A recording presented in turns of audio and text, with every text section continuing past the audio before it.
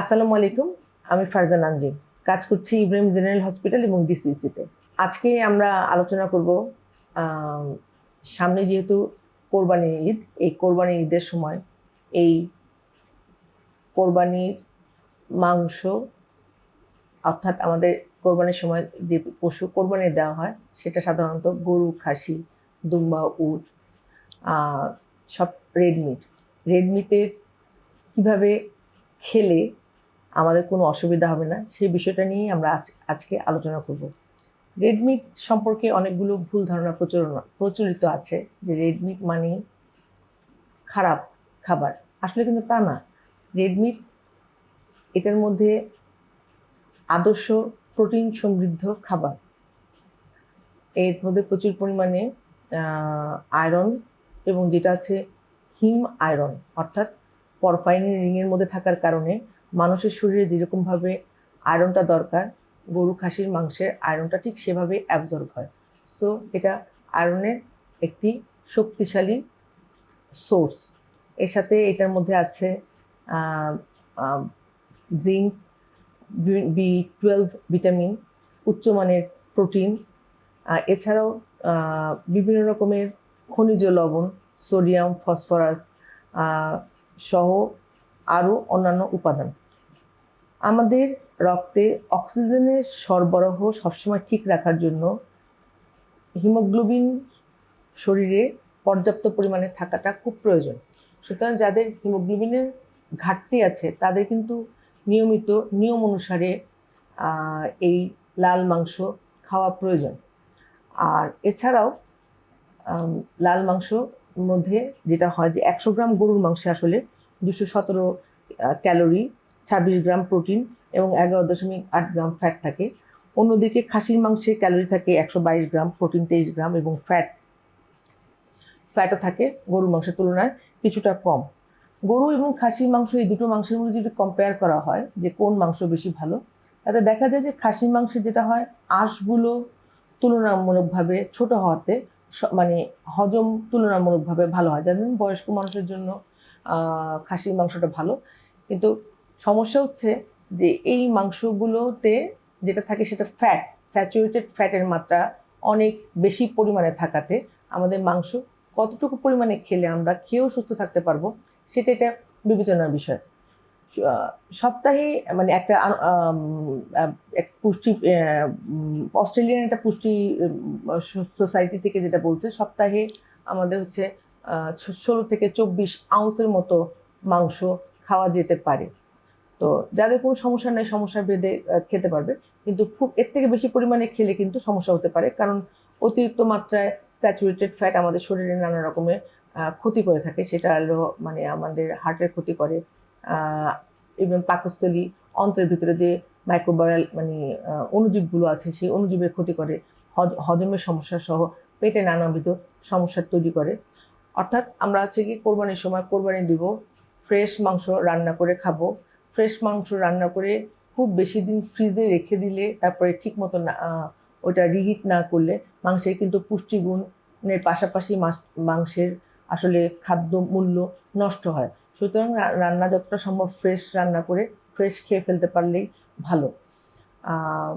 তো সেই হিসাবে আমাদের হচ্ছে কি প্রতিদিন যদি একজন মানুষ 100 গ্রামের মতো মাংস একবেলায় খায়, অর্থাৎ 100 গ্রামের মাংস মানে হচ্ছে কি ছোট ছোট মানে 2 থেকে 3 টুকরা বা 4 টুকরা পর্যন্ত মাংস একবেলায়, এভাবে হিসাব করে সপ্তাহে 2 থেকে 3 দিন গরুর মাংস একজন ব্যক্তি খেতে পারে।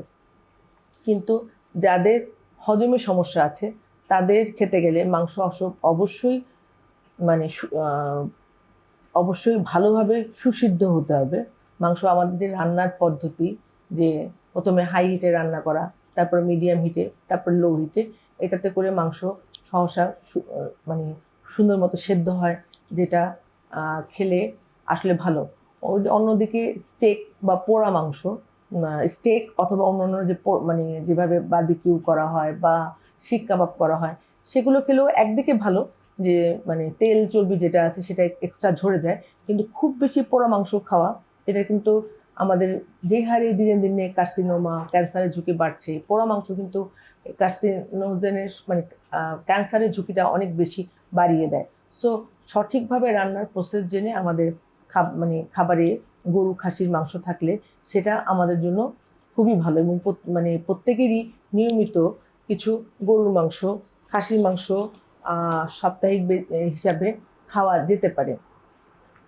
কিন্তু অতিরিক্ত মাত্রায় গরু খাসির মাংস খেলে যেটা হয়, প্রচুর পরিমাণে চর্বি থাকে এবং রান্নার সময় বেশি করে তেল মশলা ব্যবহার করলে সেটা কিন্তু হজমের সমস্যা করবে, এছাড়া হার্টেরও বিভিন্ন সমস্যা করবে। সো হার্ট অ্যাটাক, স্ট্রোকের ঝুঁকি বাড়বে।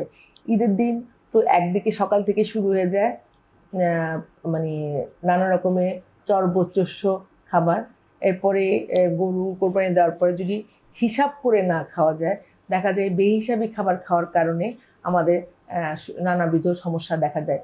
সুতরাং আসুন সঠিকভাবে ঈদের দিন খাওয়া দাওয়া করি। ঈদের পরেও গরুর মাংস অবশ্যই আমরা খাবো, গরু খাসির মাংস খাবো, হিসাব মতো খাবো, যাতে করে আমাদের শরীর সুস্থ রাখতে পারে। এছাড়া যেটা হচ্ছে যে গরুর মাংস ছাড়াও গরুর আরেকটা জিনিস আছে যে মাংস কীভাবে কাটা হবে। অনেকে গরুর মাংসের চর্বিটা পছন্দ করে থাকে। চর্বিটা না খাওয়াটাই ভালো, কারণ এটা স্যাচুরেটেড ফ্যাট শরীরের জন্য খুব বেশি মাত্রায় একেবারেই ভালো না। এছাড়া কোলেস্টেরলের ঝুঁকি বাড়ায়। যাদের বিশেষ করে হার্টের সমস্যা আছে, যাদের স্ট্রোক একবার হয়ে গেছে, হার্টের রিং পড়ানো আছে, তারা গরুর মাংস অবশ্যই খেতে পারেন, কিন্তু সম্পূর্ণ চর্বি মুক্ত করে লিন মিট করে খেতে হবে। অর্থাৎ লিন মিট মানে কি, মানে মাংসে আলাদা চর্বিটা থাকবে না। এরপর রান্না করার পরেও মাংসের যে তেল বা চর্বিটা উঠবে সেটা জমে যাওয়ার পরে ফেলে দিয়ে পুনরায় রিহিট করলে আর সেই মাংসটা যদি খায় তাহলে কিন্তু মাংসে অতিরিক্ত তেলটা বাদ চলে গেল। এটা তাদের জন্য কোনো সমস্যা তৈরি করবে না। তো এইভাবে রান্না করা মাংস যদি 2 থেকে 3 টুকরা একজন ব্যক্তি একবেলায় খাবার খায় তাহলে অসুবিধা হওয়ার কোনো কারণ নেই। এছাড়া বয়স্ক মানুষরা খাসির মাংসটা খেতে পারে, তবে অবশ্যই এটা খেয়াল রাখতে হবে যে খাসির মাংসের প্রচুর পরিমাণে তেলটা থাকে, এই জন্য তেল চর্বিটা ফেলে দিয়ে খেতে হবে। আরেকটা জিনিস হচ্ছে গরু খাসির মাংসের পাশাপাশি আরও কিছু জিনিস আছে অর্গান পোর্শন, যেমন কলিজা, মগজ, তারপরে গুর্দা, কিডনি, এই জাতীয় অর্গান পোর্শনগুলি খাওয়ার সময় একটু সাবধানে খেতে হবে, কারণ এতে ফ্যাটের পরিমাণ অনেক বেশি থাকে এবং বাচ্চাদের জন্য ভালো হলেও সাবধানে খেতে হবে, বেশি গুরুপাক যেটা হজমে নানা রকম সমস্যা তৈরি করে। মগজ খাওয়ার ব্যাপারে খুবই সতর্ক হতে হবে, কারণ মগজে প্রচুর পরিমাণে কোলেস্টেরল থাকে। 100 গ্রামে 2000 mgর উপরে আপনার কোলেস্টেরল থাকে। সুতরাং যাদের স্ট্রোক হয়ে গেছে বা হার্টে কোনো সমস্যা আছে, যাদের প্রেশার হাই, তাদের মগজ, কলিজা এই ধরনের অর্গান পোর্শনগুলো না খাওয়াটাই ভালো, বা একবেলা খেলে একবার যদি খাওয়া হয় তখন মানে আরেকবেলা না খাওয়াটাই ভালো। এছাড়া একটা জিনিস হচ্ছে হাড়ের ভিতরে শ্বাস, যেটা নিয়ে নেহেরি তৈরি করা হয়। অনেকে সকালবেলা নাস্তায় কিন্তু নেহেরি দিয়ে পরোটা, নেহেরি দিয়ে নান রুটি খেয়ে থাকেন।